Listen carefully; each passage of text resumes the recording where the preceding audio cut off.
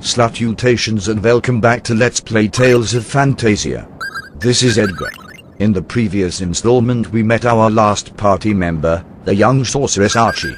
Archie is the group's primary spellslinger, and you can check her spells from the menu, but she only has 2 to start out with, and we can collect a whole bunch right now, so that's the first thing we're going to do in this installment.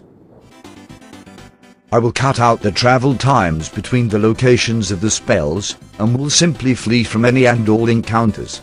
Anyway, the first place you want to head is to SCP-173 Town, because you can collect a pair of spells from Claff's house.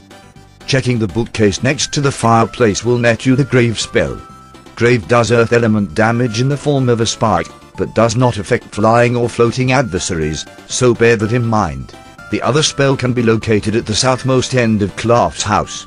You can find a pair of bookcases here. Check the one on the right to receive the Ice Tornado spell.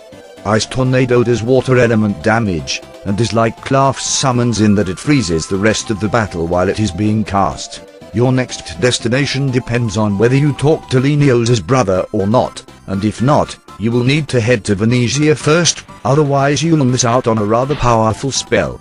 Once you arrive in Venezia, you want to head to the northwest end of town. The small house next to the trading company has a merchant who can sell you a pair of spells, one of which is far more potent than the other, but it has a rather specific use, so you want to grab both. Lightning is the lesser spell, costing a meager 200 gold, and as you might expect, it does the same damage type as Class's Lightning Bolt skill. Along with Grave, and the Ice Needle and Fireball spells that Archie started with, Lightning will not freeze the battle while it is cast, meaning I am going to have it set to on almost all the time. As for Storm, Storm will affect the entire screen, and we have in fact seen it used already in the game courtesy of the Sylphs. Your next destination, assuming you have spoken to Lenios's brother, is Baladam Village and Lenios himself. Talking to his brother will enable some new text from the old prick, and in the end, he will give Archie the Eruption spell free of charge. Eruption is like Storm in that it hits the entire screen, but it does fire element damage, and hits like a freight train when compared to her current loadout of spells. That's all for the time being. Now we are heading back to Demitel's Island for the loot we missed. I would strongly urge you to come back to Demitel's chamber, even if it is a bit of a pain in the bum. Thing is, you can get 2 weapons here, one for Claff and one for Class, and the one for Class is far beyond the spear he currently wields. Since we've run into a fight, let's examine how Archie functions. As you can see, she rides around on her broomstick in battle, effectively making her immune to ground-based attacks. In terms of formation, the ideal you would want to roll with is Class at the front, Mint in the middle, Archie hovering over Mint, and Claff at the rear, since he's the second best at taking damage. Oh, and Archie has the most adorable wind pose in the game hands down. It's funny though, because of the way SNES graphics work, it looks like she's flipping us off. Anywho, the treasures of the chamber await our pillaging, but do bear in mind Bones will continue to fuck with your party out of pure spite. Hopefully we can level before we leave for some good shit. Now, the sack we saw last episode has vegetables, just another food item. The valuable treasures are in chests on the sides of the room. You can collect a halberd from the left chest, and a question mark book from the right, which puts our collection at 2 for the time being as Demitel himself dropped one last episode. I would strongly advise you collect the halberd because it's basically the same as the spear but it has just as much slice, making it perfect for any move in his skill arsenal.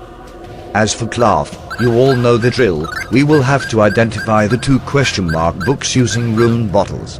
The one that Demitel himself dropped will transform into a Yellow King's, and the one we just collected from the chest will transform into a Rabionis. The Rabionis has a heftier attack than the Yellow King's at the trade-off of a minor amount of defense, so pick whichever one you want and vendor the other. Either one will vendor for more than the cost of the rune bottle, so don't concern yourself over that. At any rate, once you have collected the loot from Demitel's chamber and collected those spells for Archie, it's time to advance the plot, so let's make our way back to the ship and get off this island for good. Of course, you could holy bottle your way out if you wanted, but I want Mint to gain a level.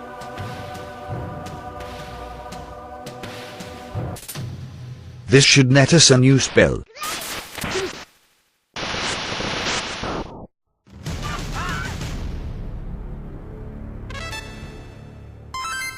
We have claimed the heal spell for Mint.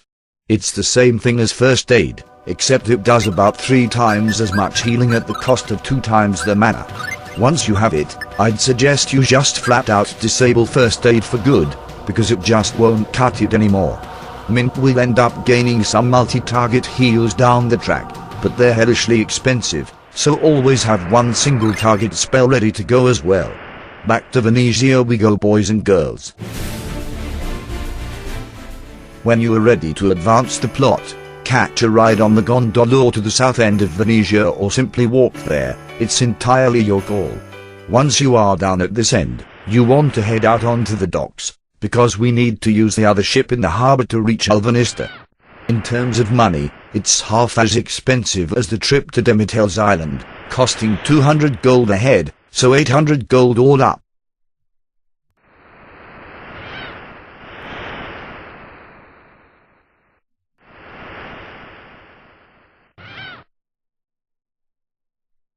Archie will now prove everything I have said.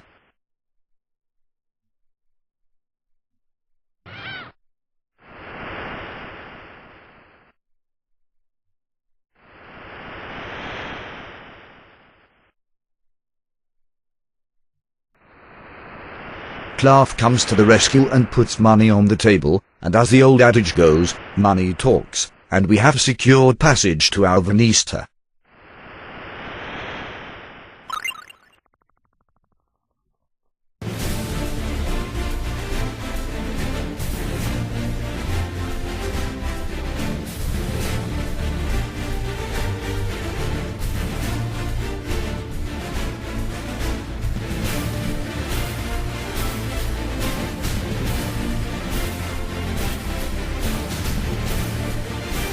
It is now time for the infamous boat scene. I will remain silent and let all of you enjoy the chit-chat between the characters.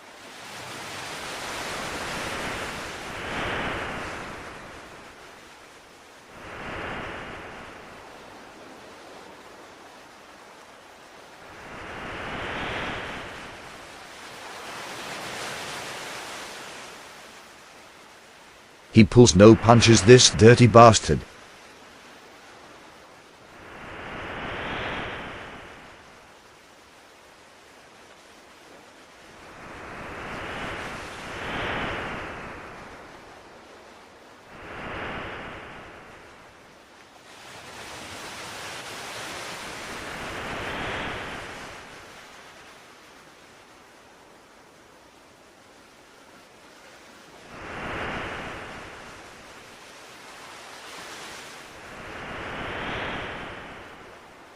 And now a woman shows up to briefly converse with us. This is Maya, and Maya is a swordswoman on a mission. She will introduce herself as such, but I'll warn you in advance, she will be a boss before we leave this boat.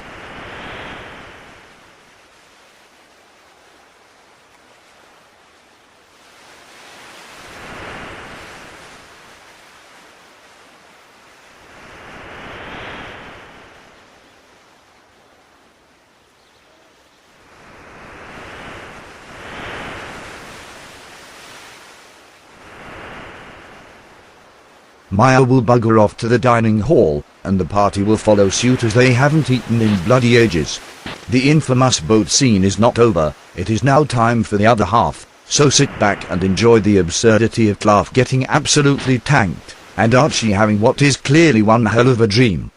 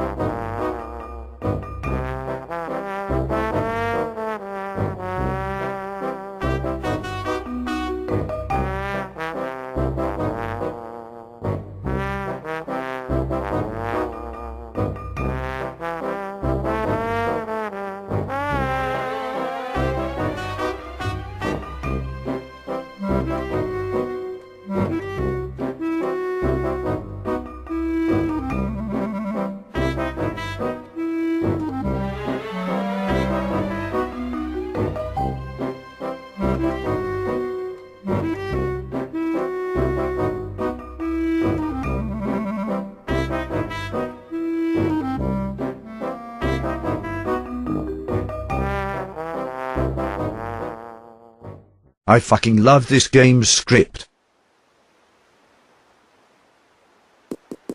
Kliss is awakened by Maya, and despite the earlier drinking session, it turns out she's hostile and will attack.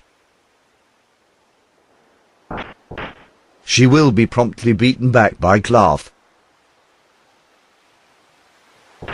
who will then collapse to the floor, having had a wee bit too much booze. Maya is currently being possessed by chaos and is going apeshit on the ship, and you're going to have to fight her to restore order. It's 4 of us versus 1 of her, so this should be a snap. However, you have only Kliss for this fight, as both Klaff and Archie are in drunken stupors, and even Mint cannot help you, as she is too seasick to climb out of the bed.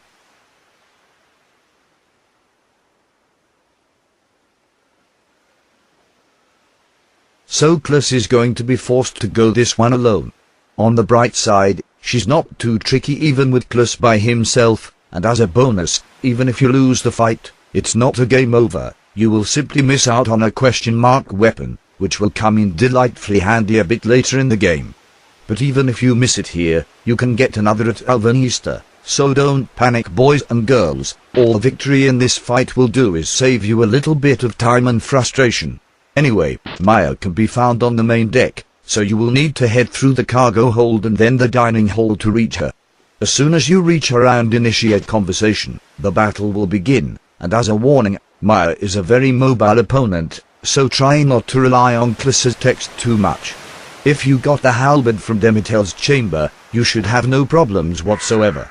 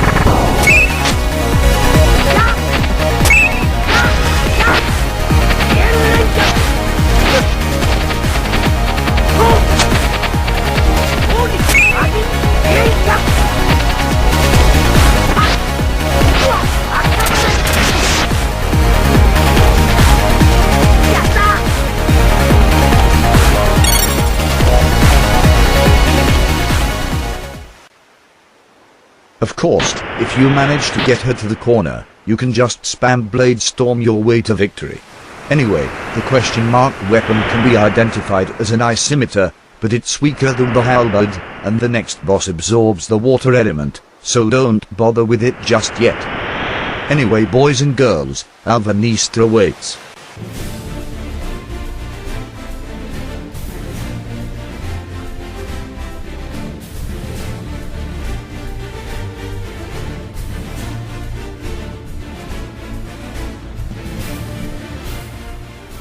We have reached a new continent, and summarily, Alvanista. This continent happens to house both Alvanista City and the Moria Gallery, as well as a few other locations of note. At any rate, now that we have reached Alvanista, if you were paying attention to the drunken rambling on the boat, you would have noticed that Maya let slip that the prince is being controlled by chaos, so we are going to have to free him. Do you see that treasure chest down there? It contains a lavender, but I am not going to bother, because the stupid fucking crabs and seagulls make collecting it a mammoth pain in the bum, and I don't give a shit that it's a permanent stat increase. It's not worth the damn trouble. Forget about that though. Welcome to Alvanista. Alvanista is about on par with Venetia in terms of size, and it needs to be because of a certain event. Let's knock on this random door.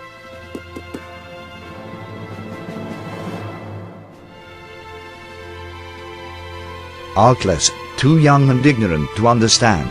Anyway, now that we have made it to Alvanista, the first thing we will do is leave Alvanista. This sounds counterproductive, but I assure you there is method to my madness. Before we head out the gates, let's quickly duck into the item store, because I am yet to show off the holy bottle's antithesis, the dark bottle, which turns you into a random encounter magnet. You can cancel its effect by either sleeping at an inn or by using a holy bottle to reverse the effect, but it's the perfect item if you are wanting to level grind, and frankly, I need Kliss's next skill before the next boss because dual kick will get him murdered. So let's go right ahead and use the dark bottle. As long as I am wanting to get battles done quickly, this is a good time to make use of Archie's eruption spell, because as already mentioned it's an absolute powerhouse. You'll know the dark bottle is functioning because you will have a black aura around your feet. Of course, new lands means new monsters, and once again the game tries to insult our intelligence by spray painting owls a new color and calling them a completely separate family of bird. 50 quid says these guys drop fucking chicken. As with all the birds we have encountered, they're not particularly durable, but they are a step up from those green spray-painted owls we met in the mausoleum. I am honestly surprised he survived that.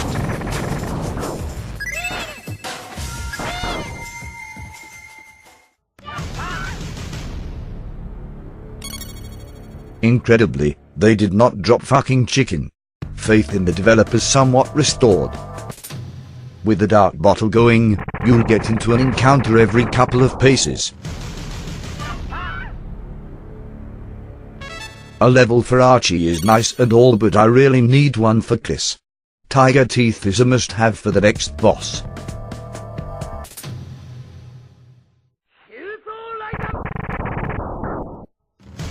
You're not an osprey, you're a damn spray-painted owl.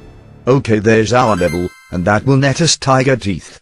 Tiger Teeth will essentially replace Dual Kick, as the actual kicks from Dual Kick have started doing 0 damage at this point. Tiger Teeth will perform 2 swipes with his weapon, so naturally, having a weapon with high slice makes it all the more potent. Our halberd will serve the function perfectly. Allow me to show it off. To be totally honest with you, Tiger Teeth is a good enough skill to use for the remainder of the game if you so desire it. It's dirt cheap too, at a mere 7 mana per use.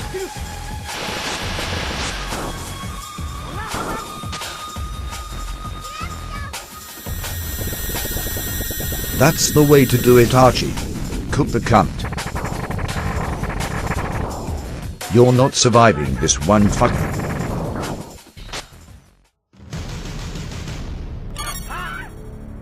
Alright, now that Kliss has gained his level and learned the Tiger Teeth skill, I have no pressing need for more random battles, so I will use a holy bottle at this point, to both cancel the dark bottle's effect and to reduce the encounter rate.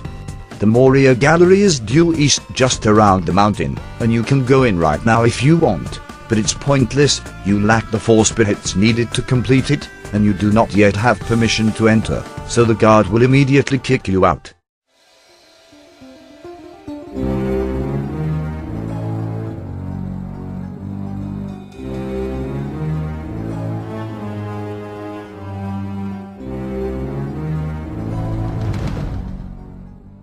Lousy bouncer prick. Come on Archie, why didn't you try to seduce that one? No matter, we will be able to enter soon enough. Remember that we will be making 2 trips into the depths of the Moria Gallery, once for plot purposes and once because it's the bonus dungeon of the game.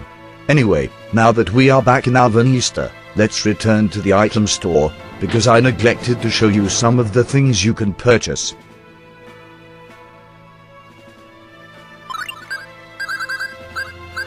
As you can see, there are quite a few expensive accessories for sale here, including mystical runes at a huge 65,800 gold price tag, but more importantly than that, this place sells rune bottles for 3,500 gold a pop. If you have the money to spare, I'd recommend you buy some right now, and use a charm bottle if you're feeling particularly frugal. As for myself, I am going to go sort our money out for much later in the game. There is a little racing event here, it involves you against this little lad and 3 laps around the city. If you have ever played Battletoads and made it to Klingelwinger, You should have the technique necessary to claim victory. I will do it once, and then another 2 times off screen to save some time.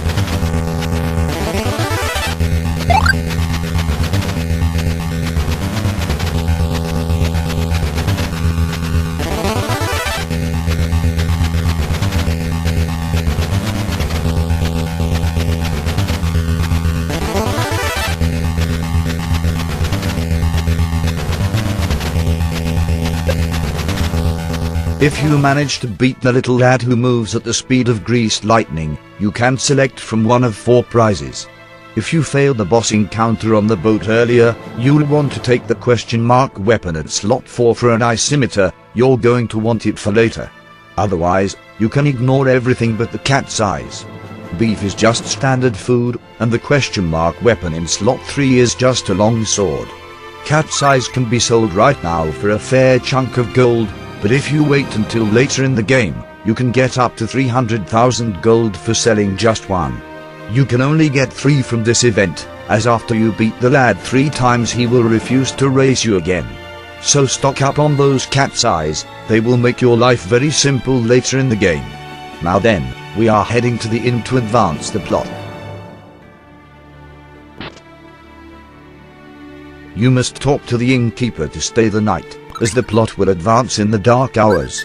You will be given the option to actually sleep instead of advance the plot, but before you elect to advance the plot, make sure Archie has no water element spells ready to cast. In other words, turn off Ice Needle and Ice Tornado, because they will heal the boss we are about to face. Turn Grave off as well, as the boss is immune to it.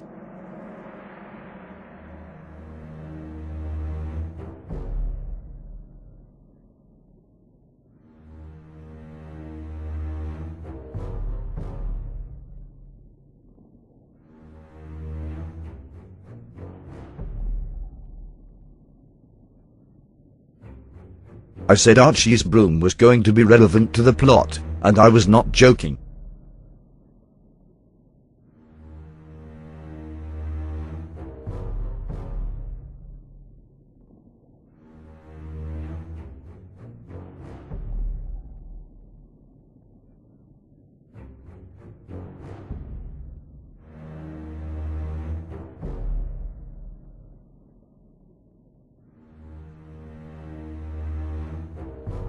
Select no if you need to heal by sleeping at the inn, otherwise head on into the castle.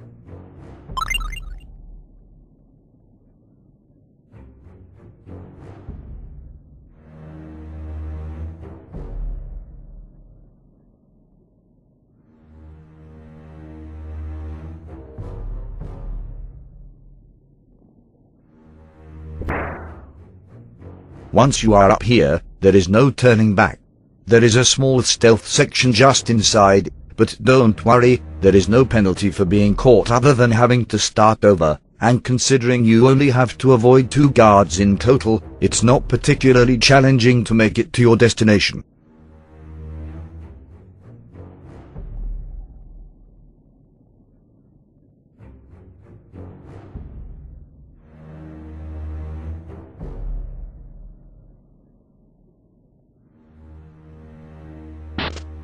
We have just entered the prince's room, and you're going to laugh when you learn what his name is. We do not learn it here, but we do wake the bugger up, and he will promptly scream bloody murder.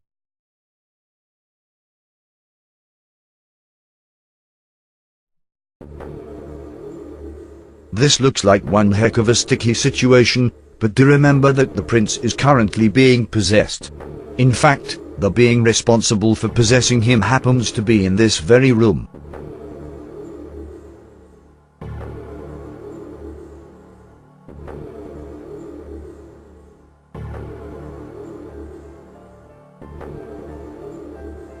It turns out that it is the boss Jamir, and Jamir will be a brick wall boss if you have not learned Tiger Teeth yet. Jamir has a nasty tractor beam spell that Archie is immune to, but the rest of the characters are not so lucky and will be dealt heavy damage by it unless you equip them with heavy stones to make them immune to its effect. The boss also has a shield it can activate at any time, making it immune to everything but class summons, and this shield will also damage you if you touch it. This is a tough fight, so best of luck.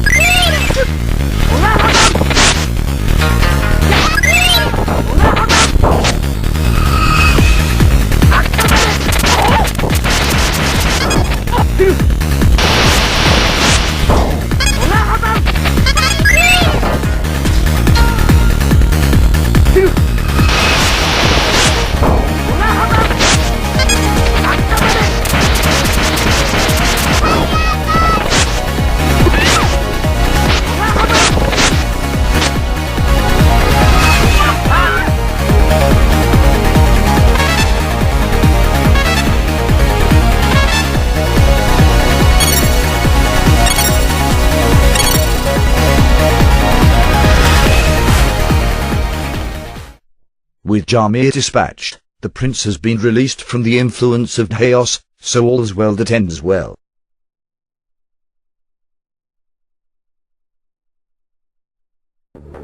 Fucking douchebag prick. The guards will come in, and despite the fact we just saved his ass, the prince doesn't know that. For all he knows, we're assassins trying to kill him. We're going to be thrown in the dungeon, and I will wrap this video up here. This has been Edgar, and as always, thank you for your patronage.